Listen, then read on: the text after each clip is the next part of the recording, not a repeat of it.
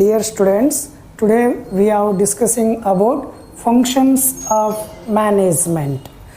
ಇವತ್ತು ನಿರ್ವಹಣೆಯ ಕಾರ್ಯಗಳನ್ನು ಕುರಿತು ನಾವು ಅಧ್ಯಯನ ಮಾಡೋಣ. So management functions we have classified into 5 types. ಅಂದರೆ ನಿರ್ವಹಣೆಯ ಕಾರ್ಯಗಳನ್ನು ಮುಖ್ಯವಾಗಿ ನಾವು 5 ಪ್ರಕಾರಗಳನ್ನಾಗಿ ಮಾಡಿದ್ದೀವಿ. ಯಾವ್ಯಾವ 5 ಪ್ರಕಾರಗಳು? ಪ್ಲಾನಿಂಗ್ ಯೋಜಿಸುವಿಕೆ, ಆರ್ಗನೈಸಿಂಗ್ ಸಂಘಟಿಸುವಿಕೆ, ಸ್ಟಾಫಿಂಗ್ ಸಿಬ್ಬಂದಿ ನಿರ್ವಹಣೆ, ಡೈರೆಕ್ಟಿಂಗ್ ನಿರ್ದೇಶಿಸುವಿಕೆ, ಕಂಟ್ರೋಲಿಂಗ್ ನಿಯಂತ್ರಿಸುವಿಕೆ. ಹೀಗೆ ನಿರ್ವಹಣೆಯ ಕಾರ್ಯಗಳನ್ನು ಮುಖ್ಯವಾಗಿ 5 ಪ್ರಕಾರಗಳನ್ನಾಗಿ ಮಾಡಿದ್ದೀವಿ. ಅದರಲ್ಲಿ ಫಸ್ಟ್ ಒನ್ ಪ್ಲಾನಿಂಗ್ ಯೋಜಿಸುವಿಕೆ ನೋಡೋಣ. It is first function of management. Planning is a first function of management. Plans are prepared by top level management or superior officers in an organization. ನೋಡ್ರಿ, ಯೋಜಿಸುವಿಕೆ ಎನ್ನುವುದಿದೆಯಲ್ಲ, ಇದು ನಿರ್ವಹಣೆಯ ಮೊಟ್ಟ ಮೊದಲ ಕಾರ್ಯವಾಗಿದೆ. ಅಂದರೆ ನಿರ್ವಹಣೆಯ ಮೊಟ್ಟ ಮೊದಲ ಕಾರ್ಯ ಯಾವುದು? ಯೋಜಿಸುವಿಕೆ. ಈ ಯೋಜನೆಗಳನ್ನು ತಯಾರು ಮಾಡ್ತಕ್ಕಂಥವ್ರು ಯಾರಾಗಿರ್ತಾರೆ ಸಂಸ್ಥೆಯಲ್ಲಿ? ಅಂದರೆ ಸಂಸ್ಥೆಯ ಉನ್ನತ ಹಂತದ ಅಧಿಕಾರಿಗಳು ಅಥವಾ ಮೇಲಧಿಕಾರಿಗಳು. ಅವರನ್ನೇ ಈ ಯೋಜನೆಗಳನ್ನು ತಯಾರು ಮಾಡ್ತಕ್ಕಂಥ ಅಧಿಕಾರವನ್ನು ಹೊಂದಿರುತ್ತಾರೆ. ಹಾಗಾದರೆ ಪ್ಲಾನಿಂಗ್ ಅಂದರೆ ಏನು? ಯೋಜಿಸುವಿಕೆ ಅಂದರೆ ಏನು? It is A blue print which deals with future course of action and deciding in advance. ನೋಡ್ರಿ, ಯೋಜಿಸುವಿಕೆ ಅಂತಂದ್ರೆ ಏನು? ಇದು ಒಂದು ನೀಲನಕ್ಷೆ. ಇದು ಯಾವುದ್ರ ಬಗ್ಗೆ ತಿಳಿಸುತ್ತೆ? ಭವಿಷ್ಯದಲ್ಲಿ ಮಾಡಬೇಕಾದ ಕಾರ್ಯಚಟುವಟಿಕೆಗಳ ಕುರಿತು ಮೊದಲೇ ನಿರ್ಧರಿಸುವಂಥ ಒಂದು ನೀಲನಕ್ಷೆ ಇದೆಯಲ್ಲ, ಆ ಒಂದು ನೀಲನಕ್ಷೆಗೆ ನಾವೇನಂತೇಳಿ ಕರಿತೀವಿ? ಯೋಜಿಸುವಿಕೆ ಅಂತೇಳಿ ಕರಿತೀವಿ. ಅಂದರೆ planning is A blue print which deals with future course of action and deciding in advance. ಇದು ಭವಿಷ್ಯದಲ್ಲಿ ಅಂದರೆ ಗೊತ್ತಿದೆಯಲ್ಲ, ಮುಂದಿನ ದಿನಮಾನಗಳಲ್ಲಿ ಮಾಡಬಹುದಾದ ಕಾರ್ಯಚಟುವಟಿಕೆಗಳ ಕುರಿತು ಹಿಂದೆ ನಿರ್ಧಾರ ಮಾಡುವಂಥ ಒಂದು ನೀಲನಕ್ಷೆ ಇದೆಯಲ್ಲ, ಆ ಒಂದು ನೀಲನಕ್ಷೆಗೆ ನಾವೇನಂತೇಳಿ ಕರಿತೀವಿ? ಯೋಜಿಸುವಿಕೆ ಅಂತೇಳಿ ಕರೆಯುತ್ತೇವೆ. And planning provides answer to some questions like what to do, where to do, when to do, how to do, who to do. ಅಂದರೆ ನಮ್ಮ ಯೋಜಿಸುವಿಕೆ ಎನ್ನುವಂಥದ್ದು ಏನಿದೆಯಲ್ಲ, ಇದು ಕೆಲವೊಂದಿಷ್ಟು ಪ್ರಶ್ನೆಗಳಿಗೆ ಉತ್ತರವನ್ನು ನೀಡ್ತಕ್ಕಂಥ ಕೆಲಸ ಮಾಡುತ್ತೆ. ಹಾಗಾದರೆ ಯಾವ್ಯಾವ ಪ್ರಶ್ನೆಗಳು? ನಾವು ವ್ಯವಹಾರವನ್ನು ಎಲ್ಲಿ ಸ್ಥಾಪನೆ ಮಾಡಬೇಕು ಅನ್ನುವಂಥ ಪ್ರಶ್ನೆ, ಹೇಗೆ ಸ್ಥಾಪನೆ ಮಾಡಬೇಕು ಅನ್ನುವಂಥ ಪ್ರಶ್ನೆ, ಯಾವಾಗ ಸ್ಥಾಪನೆ ಮಾಡಬೇಕು ಅನ್ನುವಂಥ ಪ್ರಶ್ನೆ, ಯಾರು ಕೆಲಸವನ್ನು ಮಾಡಬೇಕು ಅನ್ನುವಂಥ ಪ್ರಶ್ನೆ. ಇವೆಲ್ಲ ಪ್ರಶ್ನೆಗಳಿಗೆ ನಮ್ಮ ಯೋಜಿಸುವಿಕೆ ಎನ್ನುವಂಥದ್ದು ಇದೆಯಲ್ಲ, ಇದು ಉತ್ತರವನ್ನು ನೀಡ್ತಕ್ಕಂಥ ಒಂದು ಕೆಲಸವನ್ನು ಮಾಡುತ್ತೆ.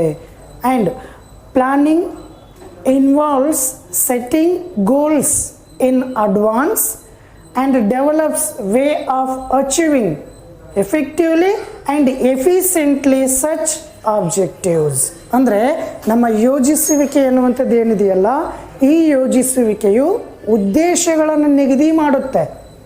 ಅಂದರೆ ಒಂದು ಸಂಸ್ಥೆಯ ಉದ್ದೇಶಗಳನ್ನು ನಿರ್ಧರಿಸುವಂಥದ್ದು ಯಾವುದು? ಯೋಜಿಸುವಿಕೆ. ಆ ಉದ್ದೇಶಗಳನ್ನು ನಿರ್ಧರಿಸಿ ಅವುಗಳನ್ನು ಸಾಧಿಸೋದಕ್ಕೆ ಒಂದು ಒಳ್ಳೆಯ ವಿಧಾನವನ್ನು ನಿರ್ಧಾರ ಮಾಡೋದಿದೆಯಲ್ಲ, ಆ ಒಂದು ನಿರ್ಧಾರ ಮಾಡ್ತಕ್ಕಂಥ ಒಂದು ಅಂಶ ಯಾವುದಂದರೆ ಈ ನಮ್ಮ ಯೋಜಿಸುವಿಕೆ.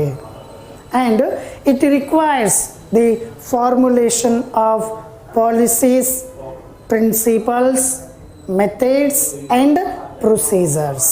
ಅಂದರೆ ನಮ್ಮ ಯೋಜಿಸುವಿಕೆಯಲ್ಲಿ ಯಾವ್ಯಾವ ಅಂಶಗಳಿದ್ದಾವೆ ಅಂದರೆ ವಿಧಾನಗಳನ್ನು ತಯಾರಿಸೋದು, ನೀತಿಗಳನ್ನು ತಯಾರಿಸೋದು, ನಿಯಮಗಳನ್ನು ರೂಪಿಸೋದು, ತತ್ವಗಳನ್ನು ರೂಪಿಸುವುದು, ಕಾರ್ಯವಿಧಾನಗಳನ್ನು ರೂಪಿಸುವುದು, ಕಾರ್ಯತಂತ್ರಗಳನ್ನು ರೂಪಿಸುವುದು, ಇವೆಲ್ಲವುಗಳು ಕೂಡ ನಮ್ಮ ಯೋಜಿಸುವಿಕೆಯ ವಿವಿಧ ಥರದ ಪ್ರಕಾರಗಳಾಗಿರ್ತವೆ. ಇದು ನಮ್ಮ ಯೋಜಿಸುವಿಕೆಯ ಮೊಟ್ಟ ಮೊದಲ ಕಾರ್ಯದ ಬಗ್ಗೆ ವಿವರಣೆ. ಓಕೆನಾ, ಗೊತ್ತಾಯ್ತಲ್ಲ? ನೋಡ್ರಿ ಒಂದು second. Planning is A first function of management. Plans are prepared by top level management or superior officers in an organization, and planning means it is a blueprint which deals with future course of action and deciding in advance, and planning provides answer to some questions like what to do, where to do, when to do, how to do, and who to do. And planning setting objectives or goals and develops the way of achieving effectively and efficiently such objectives. And planning includes or various types of plans like policies, principles, strategies, method, and also procedures. These are all types of planning. ಓಕೆನಾ, ಗೊತ್ತಾಯ್ತಲ್ಲ? So ನಮ್ಮ ಯೋಜಿಸುವಿಕೆ ಅನ್ನುವಂಥದ್ದು ನಿರ್ವಹಣೆಯ ಮೊಟ್ಟ ಮೊದಲ ಕಾರ್ಯ. ಈ ಯೋಜನೆಗಳನ್ನು ತಯಾರು ಮಾಡ್ತಕ್ಕಂಥವರು ಸಂಸ್ಥೆಯಲ್ಲಿ ಮೇಲಧಿಕಾರಿಗಳಾಗಿರ್ತಾರೆ. ಹಾಗಾದರೆ ಯೋಜಿಸುವಿಕೆ ಅಂದರೆ ಏನಂತ ಹೇಳಿದ್ದೀನಿ? ಭವಿಷ್ಯದಲ್ಲಿ ಮಾಡಬೇಕಾದ ಕಾರ್ಯ ಚಟುವಟಿಕೆಗಳ ಬಗ್ಗೆ ಮುಂಚಿತವಾಗಿ ಅಥವಾ ಇವತ್ತೇ ನಿರ್ಧಾರ ಮಾಡುವಂಥ ಒಂದು ನೀಲನಕ್ಷೆ ಇದೆಯಲ್ಲ, ಅದು ಏನಂತ ಹೇಳಿದ್ದೀನಿ? ಯೋಜಿಸುವಿಕೆ ಅಂತ ಹೇಳಿದ್ದೀನಿ. ಮತ್ತು ಈ ಯೋಜಿಸುವಿಕೆ ಏನನ್ನು ಕೆಲಸ ಮಾಡುತ್ತೆ ಅಂದರೆ ಒಂದು ಸಂಸ್ಥೆಯ ಉದ್ದೇಶಗಳನ್ನು ನಿರ್ಧಾರ ಮಾಡುತ್ತೆ ಮತ್ತು ಆ ಉದ್ದೇಶಗಳನ್ನು ಸಾಧಿಸಲಿಕ್ಕೆ ಒಂದು ಒಳ್ಳೆಯ ನೀತಿಗಳನ್ನು, ನಿಯಮಗಳನ್ನು, ಕಾರ್ಯತಂತ್ರಗಳನ್ನು ರೂಪಿಸ್ತಕ್ಕಂಥ ಕೆಲಸವನ್ನು ನಮ್ಮ ಯೋಜಿಸುವಿಕೆ ಎನ್ನುವಂಥದ್ದು ಮಾಡುತ್ತೆ. ಇದು first point. Next second point, organising, ಸಂಘಟಿಸುವಿಕೆ. ಏನು? ಆರ್ಗನೈಸಿಂಗ್, ಸಂಘಟಿಸುವಿಕೆ. This is the second function of management. Organising helps to execute the plans of an organisation. ನೋಡ್ರಿ, ನಮ್ಮ ಸಂಘಟಿಸುವಿಕೆ ಇದೆಯಲ್ಲ, ಇದು ನಿರ್ವಹಣೆಯ ಎರಡನೆಯ ಕಾರ್ಯ. ನಿರ್ವಹಣೆ ಎರಡನೇ ಕಾರ್ಯ ಯಾವುದು? ಸಂಘಟಿಸುವಿಕೆ. ಈ ಸಂಘಟಿಸುವಿಕೆ ಏನು ಮಾಡುತ್ತೆ ಕೆಲಸ? ಈ ಸಂಘಟಿಸುವಿಕೆಯು ಯೋಜನೆಗಳನ್ನು ಕಾರ್ಯರೂಪಕ್ಕೆ ತರುವಂಥ ಕೆಲಸ ಮಾಡುತ್ತೆ. ಈಗ ಒಂದು ಸಂಸ್ಥೆಯಲ್ಲಿ ಯೋಜನೆಯನ್ನು ತಯಾರಿಸಿರ್ತೀವಿ, ಆ ಯೋಜನೆಯನ್ನು ನಾವು ಜಾರಿಗೆ ತಂದಿಲ್ಲ ಅಂದರೆ ಯೋಜನೆಯಾಗಿ ಉಳ್ಕೊಂಬಿಡುತ್ತೆ, ಪ್ಲಾನ್ ಆಗಿ ಉಳ್ಕೊಂಬಿಡುತ್ತೆ. ಹಾಗಾಗಿ ಫಸ್ಟ್ ಯೋಜನೆ ಹಾಕ್ಕೊಂಡಿವಂದರೆ ಆ ಯೋಜನೆಯನ್ನು ಕಾರ್ಯರೂಪಕ್ಕೆ ತರುವಂಥ ಅಥವಾ ಜಾರಿಗೆಗೊಳಿಸುವಂಥ ಕೆಲಸ ಮಾಡೋದು ಈ ನಮ್ಮ ಸಂಘಟಿಸುವಿಕೆ. ಹಾಗಾದರೆ ಸಂಘಟಿಸುವಿಕೆ ಹೇಗೆ ಯೋಜನೆಗಳನ್ನು ಜಾರಿಗೆ ತರುತ್ತೆ ಅನ್ನೋದಾದರೆ, ಫಸ್ಟ್ ನೋಡ್ರಿ, organizing, grouping the activities or tasks, assigning duties, and also arranging and allocating the resources, establishment of authority and responsibility, which is helpful to achieve the organizational objectives. ಅಂದರೆ ನಮ್ಮ ಸಂಘಟಿಸುವಿಕೆ ಎನ್ನುವಂಥದ್ದು ಏನಿದೆಯಲ್ಲ, ಇದು ಯೋಜನೆಗಳನ್ನು ಹೇಗೆ ಜಾರಿಗೆ ತರುತ್ತೆ ಅನ್ನೋದಾದರೆ, ಕೆಲಸಗಳನ್ನು ಒಂದುಗೂಡಿಸುತ್ತೆ. ಕೆಲಸಗಳನ್ನು ಒಂದುಗೂಡಿಸಿ ಪ್ರತಿಯೊಬ್ಬ ನೌಕರರಿಗೆ ಕೆಲಸಗಳನ್ನು ಹಂಚುತ್ತೆ, ಅಂದರೆ ವಹಿಸಿಕೊಡುತ್ತೆ. ಮತ್ತು ಸಂಸ್ಥೆಯಲ್ಲಿರ್ತಕ್ಕಂಥ ಎಲ್ಲ ಸಂಪನ್ಮೂಲಗಳನ್ನು ಹಂಚಿಕೆ ಮಾಡ್ತಕ್ಕಂಥ ಕೆಲಸ ಮಾಡುತ್ತೆ. ಮತ್ತು ಪ್ರತಿಯೊಬ್ಬ ನೌಕರನ ಅಧಿಕಾರ ಎಷ್ಟು ಮತ್ತು ಅವನ ಜವಾಬ್ದಾರಿ ಎಷ್ಟು ಅನ್ನೋದನ್ನು ಭಾಳ ಸ್ಪಷ್ಟವಾಗಿ ಹೇಳುತ್ತೆ. ಆ ಮೂಲಕ ಒಂದು ಸಂಸ್ಥೆಯ ಯೋಜನೆಗಳನ್ನು ಜಾರಿಗೆ ತಂದು ಒಂದು ಸಂಸ್ಥೆಯ ಉದ್ದೇಶಗಳನ್ನು ಏನು ಮಾಡುತ್ತೆ, ಇದು ಈಡೇರಿಸುವಂಥ ಕೆಲಸವನ್ನು ಮಾಡುತ್ತೆ. ಓಕೆನಾ, ಗೊತ್ತಾಯ್ತಲ್ಲ? ಇದು ನೋಡ್ರಿ ಏನಂತ ಹೇಳಿದ್ದೀನಿ, organising is a second function of management. Organizing helps executing or implementing the plans of an organizing or organization. Organizing helps in grouping tasks or activities, allocating and arranging resources, assigning duties, and establishment of authority and responsibility. ನಮ್ಮ ಸಂಘಟಿಸುವಿಕೆ ಇದೆಯಲ್ಲ, ಇದು ನಿರ್ವಹಣೆಯ ಎರಡನೆಯ ಕಾರ್ಯ. ಈ ಸಂಘಟಿಸುವಿಕೆಯು ಯೋಜನೆಗಳನ್ನು ಕಾರ್ಯರೂಪಕ್ಕೆ ತರುವಂಥ ಕೆಲಸಕ್ಕೆ ಸಹಾಯ ಮಾಡುತ್ತೆ. ಹಾಗಾದರೆ ಯೋಜನೆಗಳನ್ನು ಹೇಗೆ ಕಾರ್ಯರೂಪಕ್ಕೆ ತರಲಿಕ್ಕೆ ಹೇಗೆ ಸಹಾಯ ಮಾಡುತ್ತೆ ಅನ್ನೋದಾದರೆ, ನಾನು ಹೇಳಿದ ಈಗಾಗಲೇ ಒಂದು ಸಂಸ್ಥೆಯಲ್ಲಿರ್ತಕ್ಕಂಥ ಎಲ್ಲ ಕೆಲಸಗಳನ್ನು ಒಂದುಗೂಡಿಸೋದು, ಆ ಒಂದುಗೂಡಿಸಿದ ಕೆಲಸಗಳನ್ನು ಪ್ರತಿಯೊಬ್ಬ ನೌಕರರಿಗೆ ಹಂಚೋದು ಮತ್ತು ಪ್ರತಿಯೊಬ್ಬ ನೌಕರರ ಅಧಿಕಾರ ಎಷ್ಟು, ಜವಾಬ್ದಾರಿ ಎಷ್ಟು ಅನ್ನೋದನ್ನು ಭಾಳ ಸ್ಪಷ್ಟವಾಗಿ ತಿಳಿಸೋದು. ಆ ಮೂಲಕ ನಾವು ಹಾಕಿಕೊಂಡಿರ್ತಕ್ಕಂಥ ಯೋಜನೆಗಳನ್ನು ಜಾರಿಗೆ ತಂದು ಒಂದು ಸಂಸ್ಥೆಯ ಉದ್ದೇಶಗಳನ್ನು ಏನು ಮಾಡುತ್ತೆ, ಇದು ಈಡೇರಿಸ್ತಕ್ಕಂಥ ಕೆಲಸವನ್ನು ಮಾಡುತ್ತೆ. ಇದು ಎರಡನೆಯ ಕಾರ್ಯ. ರೈಟ್. ನೆಕ್ಸ್ಟ್ ಒನ್, ಮೂರನೇದು ಸ್ಟಾಫಿಂಗ್ ಅಂದರೆ ಸಿಬ್ಬಂದಿ ನಿರ್ವಹಣೆ. It is a third function of management. ನಿರ್ವಹಣೆಯ ಮೂರನೆಯ ಕಾರ್ಯ ಅಥವಾ ಮೂರನೆಯ ಕೆಲಸ ಯಾವುದು? ಸಿಬ್ಬಂದಿ ನಿರ್ವಹಣೆ. Staffing relates to human resource management. ಅಂದರೆ ನಮ್ಮ ಸಿಬ್ಬಂದಿ ನಿರ್ವಹಣೆ ಇದೆಯಲ್ಲ, ಇದು ಯಾವುದಕ್ಕೆ ಸಂಬಂಧಪಟ್ಟಿರುತ್ತೆ ಅಂದರೆ ಮಾನವ ಸಂಪನ್ಮೂಲ ನಿರ್ವಹಣೆ. ಮಾನವ ಸಂಪನ್ಮೂಲ ನಿರ್ವಹಣಾ ವಿಭಾಗಕ್ಕೆ ಇದು ಸಂಬಂಧಪಟ್ಟಿರುತ್ತದೆ. ಹಾಗಾದರೆ ಸ್ಟಾಫಿಂಗ್ ಇದ್ರದ್ದೇನು ಮಹತ್ವ? So staffing main objective to select or to recruit right people for right jobs. ಅಂದರೆ ನಮ್ಮ ಸಿಬ್ಬಂದಿ ನಿರ್ವಹಣೆಯ ಪ್ರಮುಖವಾಗಿರ್ತಕ್ಕಂಥ ಒಂದು ಉದ್ದೇಶ ಏನಪ್ಪ ಅಂತಂದರೆ, ಸರಿಯಾದ ಕೆಲಸಕ್ಕೆ ಸರಿಯಾದ ನೌಕರರನ್ನು ಆಯ್ದುಕೊಳ್ಳುವುದು. ಅಂದರೆ ಈ ಸಿಬ್ಬಂದಿ ನಿರ್ವಹಣೆ ಮುಖ್ಯವಾಗಿರ್ತಕ್ಕಂಥ ಉದ್ದೇಶ ಸರಿಯಾದ ಕೆಲಸಕ್ಕೆ ಸರಿಯಾದ ನೌಕರರನ್ನು ಆಯ್ಕೆ ಮಾಡುವುದು ಅಥವಾ ನೇಮಕಾತಿ ಮಾಡುವುದು. ಇದು ಸಿಬ್ಬಂದಿ ನಿರ್ವಹಣೆಯ ಮುಖ್ಯವಾಗಿರ್ತಕ್ಕಂಥ ಒಂದು ಉದ್ದೇಶವಾಗಿರುತ್ತದೆ. So staffing function is to put the right people with the right qualification at the right place at the right time to accomplish the goals of the organization effectively and efficiently. ಅಂದರೆ ಈ ಸಿಬ್ಬಂದಿ ನಿರ್ವಹಣೆ ಎನ್ನುವಂಥದ್ದು ಏನಿದೆಯಲ್ಲ, ಈ ಸಿಬ್ಬಂದಿ ನಿರ್ವಹಣೆಯು ಸರಿಯಾದ ನೌಕರರನ್ನು ಸರಿಯಾದ ವಿದ್ಯಾರ್ಹತೆಯಲ್ಲಿ ಸರಿಯಾದ ಸಮಯದಲ್ಲಿ ಸರಿಯಾದ ಕೆಲಸಕ್ಕೆ ಮತ್ತು ಸರಿಯಾದ ಸ್ಥಳದಲ್ಲಿ ನಾವು ಆಯ್ದುಕೊಂಡು ನೇಮಿಸಿಕೊಂಡು ಒಂದು ಸಂಸ್ಥೆಯ ಉದ್ದೇಶಗಳನ್ನು ಅತ್ಯಂತ ದಕ್ಷತೆಯಿಂದ ಅತ್ಯಂತ ಪರಿಣಾಮಕಾರಿಯಾಗಿ ಸಾಧಿಸಲು ಸಹಾಯ ಮಾಡ್ತಕ್ಕಂಥ ಒಂದು ನಿರ್ವಹಣೆಯ ಪ್ರಮುಖ ಕಾರ್ಯ ಈ ನಮ್ಮ ಸಿಬ್ಬಂದಿ ನಿರ್ವಹಣೆಯಾಗಿರುತ್ತದೆ. And staffing includes man power planning, recruitment, selection, placement and orientation, training and development, performance appraisal and remuneration. ಅಂದರೆ ನಮ್ಮ ಸಿಬ್ಬಂದಿ ನಿರ್ವಹಣೆಯಲ್ಲಿ ಯಾವ್ಯಾವ ಅಂಶಗಳು ಒಳಗೊಂಡಿದ್ದಾವೆ ಅಂದರೆ, ಮಾನವ ಶಕ್ತಿಯ ಯೋಜನೆ, ಮ್ಯಾನ್ ಪವರ್ ಪ್ಲಾನಿಂಗ್, ಮಾನವ ಶಕ್ತಿಯ ಯೋಜನೆ, ರಿಕ್ರೂಟ್ಮೆಂಟ್ ನೇಮಕಾತಿ, ಸೆಲೆಕ್ಷನ್ ಆಯ್ಕೆ, ಪ್ಲೇಸ್ಮೆಂಟ್ ಸ್ಥಳ ನಿಯೋಜನೆ, ಟ್ರೈನಿಂಗ್ ಆ್ಯಂಡ್ ಡೆವಲಪ್ಮೆಂಟ್ ತರಬೇತಿ ಮತ್ತು ಅಭಿವೃದ್ಧಿ,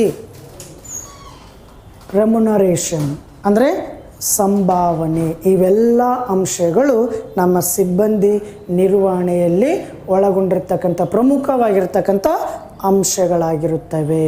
ಸೊ ಇದು ಮೂರನೆಯ ಪ್ರಮುಖವಾಗಿರ್ತಕ್ಕಂಥ ಕಾರ್ಯ. Right.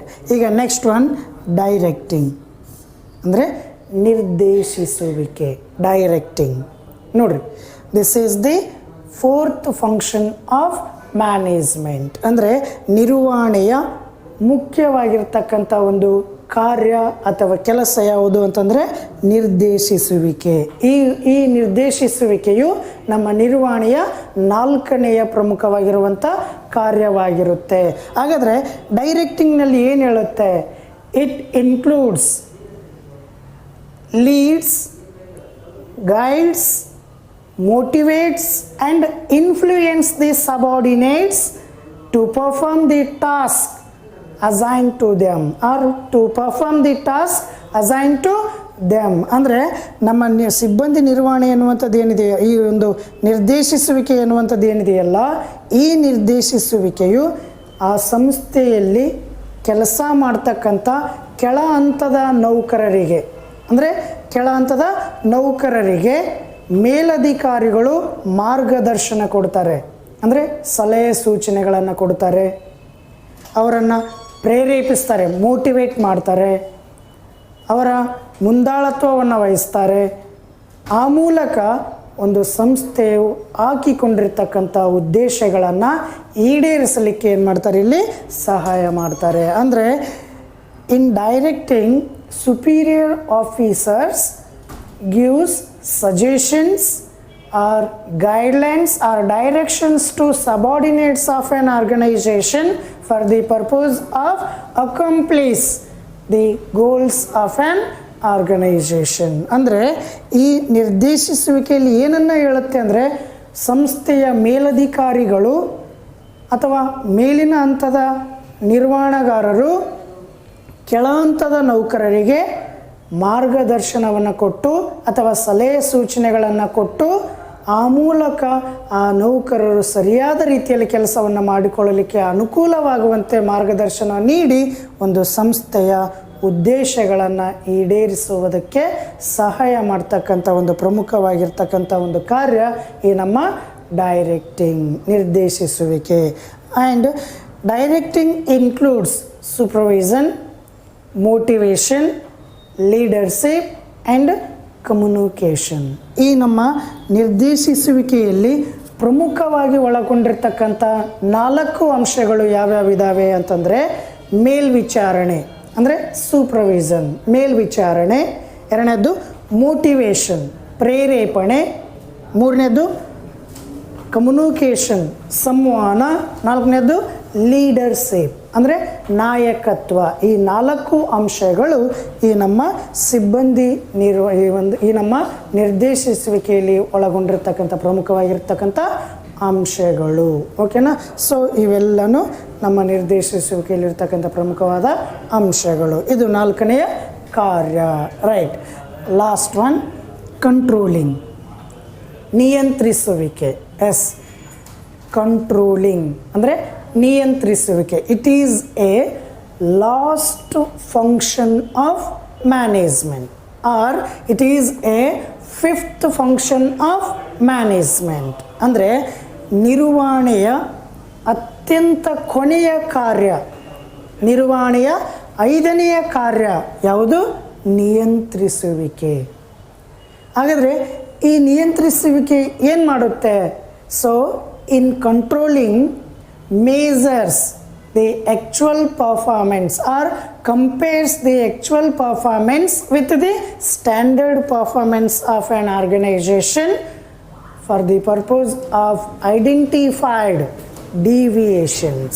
For the purpose of identified deviations. ಅಂದರೆ ಈ ನಮ್ಮ ನಿಯಂತ್ರಿಸುವಿಕೆ ಎನ್ನುವಂಥದ್ದು ಏನಿದೆಯಲ್ಲ, ಈ ನಿಯಂತ್ರಿಸುವಿಕೆಯು ಸಂಸ್ಥೆಯಲ್ಲಿ ಪ್ರತಿಯೊಬ್ಬ ನೌಕರನ ನೈಜ ಸಾಮರ್ಥ್ಯವನ್ನು ಶಿಷ್ಟ ಸಾಮರ್ಥ್ಯದೊಂದಿಗೆ ಹೋಲಿಕೆ ಮಾಡುತ್ತೆ.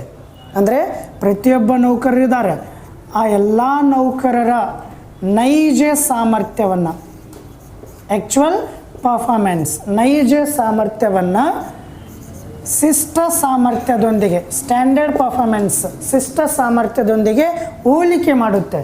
ಹೋಲಿಕೆ ಮಾಡಿ ವ್ಯತ್ಯಾಸಗಳನ್ನು ಕಂಡುಹಿಡಿಯುತ್ತೆ. ಆ ವ್ಯತ್ಯಾಸಗಳನ್ನು ಕಂಡುಹಿಡಿದು ಆ ರೀತಿ ವ್ಯತ್ಯಾಸಗಳು ಪುನಃ ಆಗದಂತೆ ಅವುಗಳನ್ನು ಏನು ಮಾಡುತ್ತೆ? ಸರಿಪಡಿಸ್ತಕ್ಕಂಥ ಕೆಲಸವನ್ನು ಮಾಡುತ್ತೆ. ಇದು ನಮ್ಮ ನಿಯಂತ್ರಿಸುವಿಕೆ ಮಾಡ್ತಕ್ಕಂಥ ಪ್ರಮುಖವಾಗಿರುವ ಕಾರ್ಯ. ಓಕೆನಾ, ಗೊತ್ತಾಯ್ತಲ್ಲ? ಸೊ ಫಾರ್ ಎಕ್ಸಾಂಪಲ್ ಉದಾಹರಣೆ ನೋಡ್ರಿ, ನಾವು ಸ್ಟ್ಯಾಂಡರ್ಡ್ ಪ್ರತಿಯೊಬ್ಬ ನೌಕರನು ಒಂದು 100 ವಸ್ತುಗಳನ್ನು ಉತ್ಪಾದನೆ ಮಾಡಬೇಕು ಅಂಥೇಳಿ ಒಂದು ಸ್ಟ್ಯಾಂಡರ್ಡ್ ಫಿಕ್ಸ್ ಮಾಡಿರ್ತೀವಿ ಅಂತ ತಿಳ್ಕೊಳ್ರಿ. ಆದರೆ ಒಬ್ಬ ನೌಕರ 80 ಉತ್ಪಾದನೆ ಮಾಡಿರ್ತಾನೆ, ಇನ್ನೊಬ್ಬ ನೌಕರ 100 ಉತ್ಪಾದನೆ ಮಾಡಿರ್ತಾನೆ. ಇದು ನೌಕರರ ನೈಜ ಸಾಮರ್ಥ್ಯ ಅಂದರೆ ಆ್ಯಕ್ಚುಯಲ್ ಪರ್ಫಾರ್ಮೆನ್ಸ್. ಇದು ಸಂಸ್ಥೆಯಲ್ಲಿ ನಿಗದಿ ಮಾಡಿರ್ತಕ್ಕಂಥ ಶಿಷ್ಟ ಸಾಮರ್ಥ್ಯ ಅಂದರೆ ಸ್ಟ್ಯಾಂಡರ್ಡ್ ಪರ್ಫಾರ್ಮೆನ್ಸ್. ಇದಕ್ಕೆ ಹೋಲಿಕೆ ಮಾಡ್ತಾರೆ. ಆ್ಯಕ್ಚುಯಲ್ ಪರ್ಫಾರ್ಮೆನ್ಸ್ನ ಸ್ಟ್ಯಾಂಡರ್ಡ್ ಪರ್ಫಾರ್ಮೆನ್ಸ್ಗೆ ಹೋಲಿಕೆ ಮಾಡ್ತಾರೆ. ಹೋಲಿಕೆ ಮಾಡಿಕೊಂಡು ಇಲ್ಲಿ ವ್ಯತ್ಯಾಸಗಳನ್ನು ಕಂಡುಹಿಡಿತಾರೆ. ಫಾರ್ ಎಕ್ಸಾಂಪಲ್ ಇಲ್ಲಿ 80 ಅಂತ ಹೇಳಿದ್ದಾರೆ, ಇಲ್ಲಿ 100 ಅಂತ ಹೇಳಿದ್ದಾರೆ, ಬಟ್ ಇಲ್ಲಿ 80 ಉತ್ಪಾದನೆ ಮಾಡಿದ್ದಾನೆ, ಇನ್ನು 20 ಡಿಫ್ರೆನ್ಸ್ ಆಯಿತು. ಈ ರೀತಿ ಯಾಕೆ ಡಿಫ್ರೆನ್ಸ್ ಬಂತು? ಈ ರೀತಿ ಪುನಃ ಡಿಫ್ರೆನ್ಸ್ ಬರಲಾರ್ದಂತೆ ನೋಡಿಕೊಳ್ಳಲಿಕ್ಕೆ ಸಹಾಯ ಮಾಡ್ತಕ್ಕಂಥದ್ದು ಯಾವುದು? ಈ ನಮ್ಮ ನಿಯಂತ್ರಿಸುವಿಕೆ. So these are all functions of management. ಇವೆಲ್ಲವೇನು ನಿರ್ವಹಣೆಯ ಪ್ರಮುಖವಾಗಿರ್ತಕ್ಕಂಥ ಕಾರ್ಯಗಳು ಅಥವಾ ಕೆಲಸಗಳಾಗಿದ್ದಾವೆ. ಇದು ನಿಮಗೆ ಇಂಪಾರ್ಟೆಂಟ್ ಫಾರ್ 8 ಮಾರ್ಕ್ಸ್. ಇದು ನಿಮಗೆ ಇಂಪಾರ್ಟೆಂಟ್ ಫಾರ್ 8 ಮಾರ್ಕ್ಸ್. ಇದು 8 ಅಂಕದ ಪ್ರಶ್ನೆಗೆ ಕೇಳ್ತಾನೆ. ಎಕ್ಸ್ಪ್ಲೇನ್ ಫಂಕ್ಷನ್ಸ್ ಆಫ್ ಮ್ಯಾನೇಜ್ಮೆಂಟ್ ಅಂತೇಳಿ ನಿರ್ವಹಣೆಯ ವಿವಿಧ ಥರದ ಕಾರ್ಯಗಳನ್ನು ವಿವರಿಸಿ ಅಂತ ಕೇಳ್ತಾನೆ. ಆಗ ನೀವೆಲ್ಲ ಈ ಥರ ಡೈಗ್ರಾಮ್ ಹಾಕಿ ಇವುಗಳೆಲ್ಲ ಪಾಯಿಂಟ್ಸ್ಗಳನ್ನು ನೀಟಾಗಿ ಎಕ್ಸ್ಪ್ಲೇನ್ ಮಾಡಿದರೆ ನಿಮಗೆ 8 ಮಾರ್ಕ್ಸ್ ಸಿಗುತ್ತೆ. ಓಕೆನಾ? ಅಥವಾ ಇನ್ನೊಂದು ರೀತಿಯಲ್ಲಿ ಕೇಳ್ಬೋದು, explain management functions or management consist inter related functions discuss ಅಂತ ಕೇಳ್ಬೋದು. ಅಂದರೆ ನಿರ್ವಹಣೆಯು ಒಂದಕ್ಕೊಂದು ಸಂಬಂಧವನ್ನು ಹೊಂದಿರತಕ್ಕಂಥ ಕಾರ್ಯಗಳನ್ನು ಹೊಂದಿದೆ, ಇದನ್ನು ಚರ್ಚಿಸಿ ಅಂತಲೂ ಕೇಳ್ಬೋದು. ಎಲ್ಲನೂ ಒಂದೇ, ಆ ಥರನಾದರೂ ಕೇಳಿ ಅಥವಾ ಫಂಕ್ಷನ್ಸ್ ಆಫ್ ಮ್ಯಾನೇಜ್ಮೆಂಟ್ ಆದರೂ ಕೇಳಿ. ನೀವು ಯಾವುದೇ ಕೇಳಿದ್ರೂ ಈ ಒಂದು ಅಂಶಗಳನ್ನು ಬರೆದ್ರೆ ನಿಮಗೆ 8 ಮಾರ್ಕ್ ಕ್ವಶನ್ಗೆ ಇಂಪಾರ್ಟೆಂಟ್. ಸೊ